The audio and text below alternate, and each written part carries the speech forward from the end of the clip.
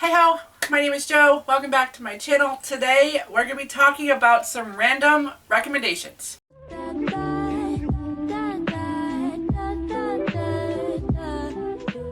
Hello, my name is Joe. If you are returning, I am Fight and Read Like a Girl, where I talk everything bookish and polycystic ovarian syndrome related. And if you are returning, welcome back to my channel. I'm happy you are here. And today we're actually going to be doing some random recommendations because these are books that I do not talk about enough on my channel. And who knows, maybe this random recommendation will become a thing. Who knows? I mean, I'll put number 1 next to it on the title, so maybe it'll become a thing. But, you know, who knows? I've already said that. I said that twice. But whatever. Let's go. So, I know I don't talk about these books enough, and yes. So, let's dive in and see what books that I just don't talk about enough. So, when I say I've got quite the random list, I really do. I have quite the random list. And that list is going to start with The Lovely Bones by Alice Sebold.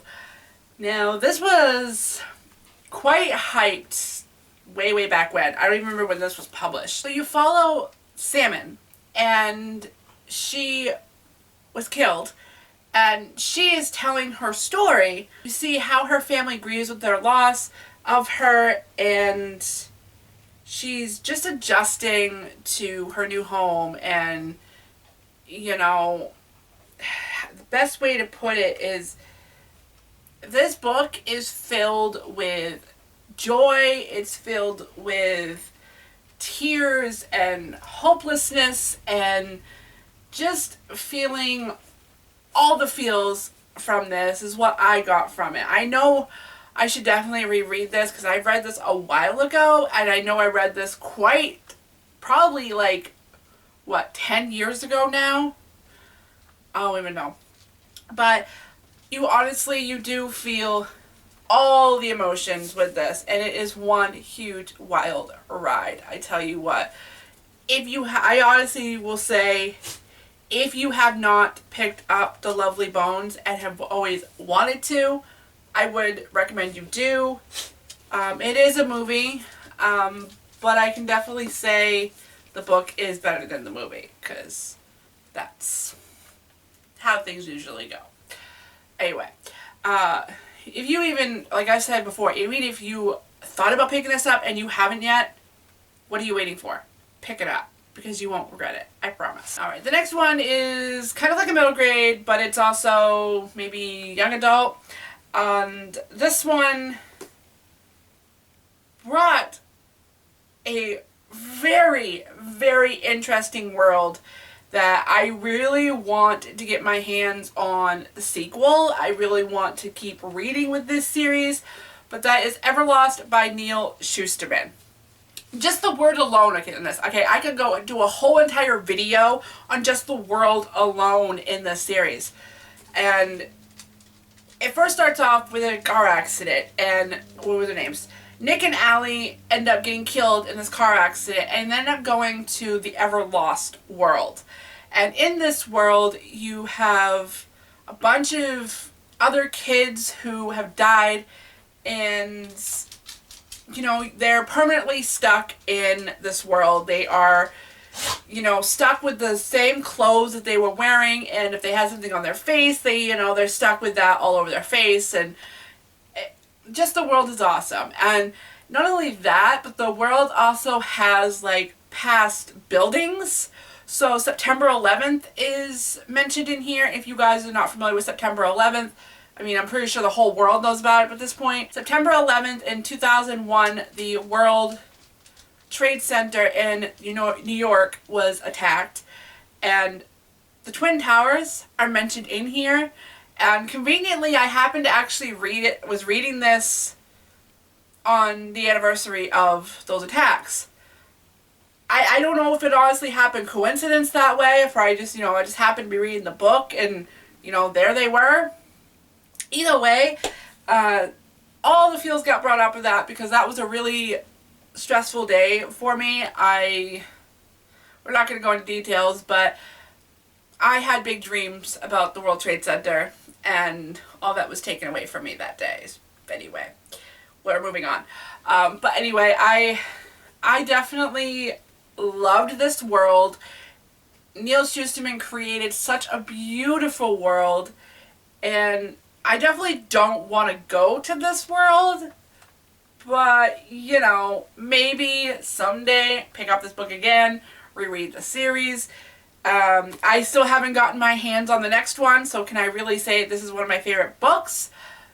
No, but I will definitely say it is up there with one of my favorites. So, yay! I highly recommend you pick this one up if you... I would say this is fans for Neil Shusterman, or this is more or less like a fan... Like, if you're a fan of... Let's see. What world can we do? I'd say if you're like a fan of just the weird paranormal type stuff, this one's for you. Alright, the next one we have is What Alice Forgot by Elaine Mordiali. So this one has a weird, interesting twist to it. So Alice wakes up in a gym, and she bumped her head really hard, you know, and then she basically lost 10 years after she hits her head. And come to find out, you know, she thinks she's 29 years old, happily married, you know, pregnant with their first child, and, you know, she hits her head, and she basically wakes up in the state she's 39 years old, she has 3 kids, and is now facing a divorce. So kind of like a mind-opening, like, well, what the hell happened?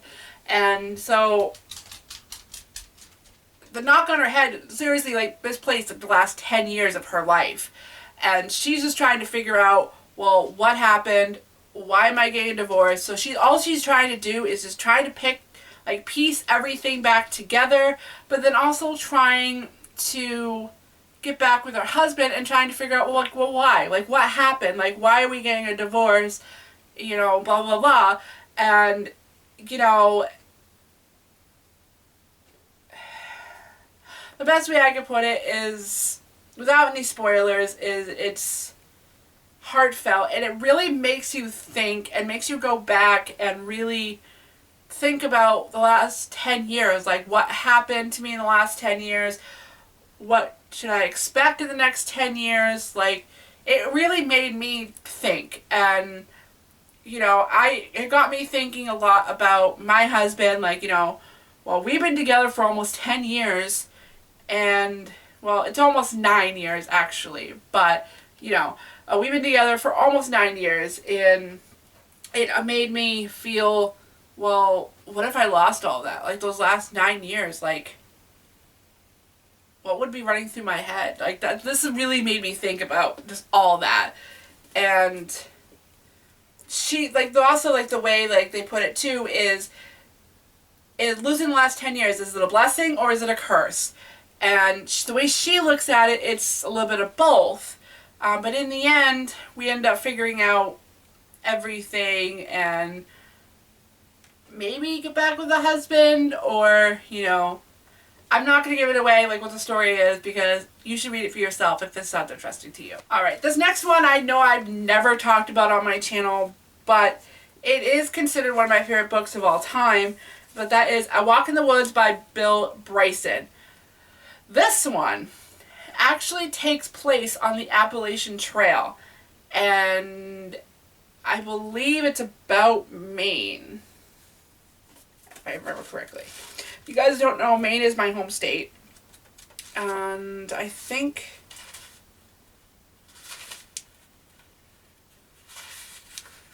I don't remember if this took place in Maine. And either way, you follow him through the Appalachian Trail, and he ends up getting himself lost in the Appalachian Trail. And he just, honestly, trying to rediscover what America's all about, what the Northeast is all about. And through it all, he goes through some trials and tribulations. And that's really not the right wording for that, but I think you get my point. But he goes through all this, and in the end, does he make it home? You'd have to read for yourself to find out. But either way, I do really love this story, and I just want to pass it along to anybody who hasn't read it, because you really should. It's a great and wonderful story. The next one we have is one of my all-time favorite books from when I was a child, and that is James and the Giant Peach by Roald Dahl. I feel like at this point we all know this story. You know, boy gets seed, boy loses track of seed, and everything just starts changing and growing, and things happen around him, and they go to New York. Everybody knows the story. But either way, I actually feel like the book is way better than the movie that they did. I mean, usually that's how books are. But this world is really pretty, really gorgeous, and the illustrations in here are awesome as well. Don't know if you guys can still get this copy, because this one was one of the Puffin books, I think. So, but either way, if you have not read James and the Giant Peach, I would highly recommend it to anybody. Even like to actually read it with your kids, even if you're a parent, or you know, if you're looking for a good middle grade to read. Here you are. Alright, the next two are actually by the same author, so I'm going to kind of talk about them a little bit together. But the first one is Evermore by Alison Noel. This one, I know I've talked about a couple of times on my channel, but I feel like I don't talk about it enough. And, you know, this might honestly be an unpopular opinion, because I feel like a lot of people actually hate this book.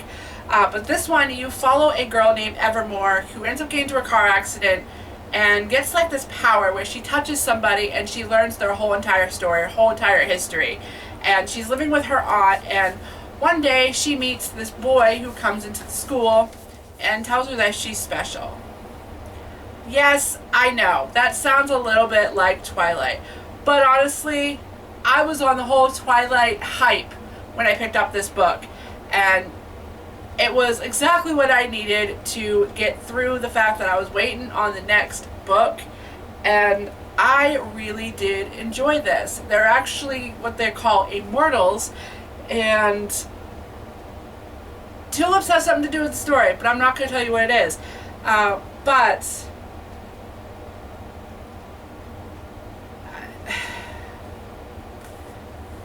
best way to say is that she falls in love with this boy, and things go from there, and she learns the truth. So, yes. Alright, and the last one is also by Alison Noel, but that is Unraveled by Alison Noel. This one, you follow quite a few characters, and this one is based around Hollywood. So, all these characters are, I can't remember names, I do apologize, but all these characters are in Hollywood trying to make their way, and you have one who is actually a movie star, and she is just trying to make her way through Hollywood, you know, trying to make her money, you know, acting and all that fun stuff. And you have a couple other characters who are trying to get themselves in the journalism field in Hollywood, and one of them ends up going to this hotel, another one goes to a nightclub, and another one goes to another location. I can't remember what the other location is, but either way, their whole world ends up intertwining, and then it becomes unraveled. Hence the title of the book. And I do not want to give any spoilers away, but the ending, oh my goodness. The ending made me immediately want to pick up the next book because I wanted to know what happened. It was just mind-blowing on the ending, because I was listening to this while I was working, and by the time the ending hit, I was just like, I like out loud just screamed, and so everybody came running like, what's going on? Yeah, and you know, I would highly recommend this to anybody. Alright, so if you made it this far in this video, I thank you so much for watching this random recommendations video. I feel like this one was really short, sweet, to the point. I'm really horrible at explaining books, and you know, why do I have a YouTube channel if I can't even explain a synopsis? But, you know, I read because I like to read, and as always, I mean, because I suck at talking about synopsises and what books are about. I always leave a link down below to any book that you are interested in to check it out for yourself. Always a link to Goodreads. So if you made it this far, make sure you check that out. Also hit subscribe if you are new, because I would love for you to join my family, because I post on Tuesdays and Fridays of every week. Also in between, sometimes random, sometimes I miss a week because I'm me. So thank you so much for watching, guys, and I will see you next time. Bye.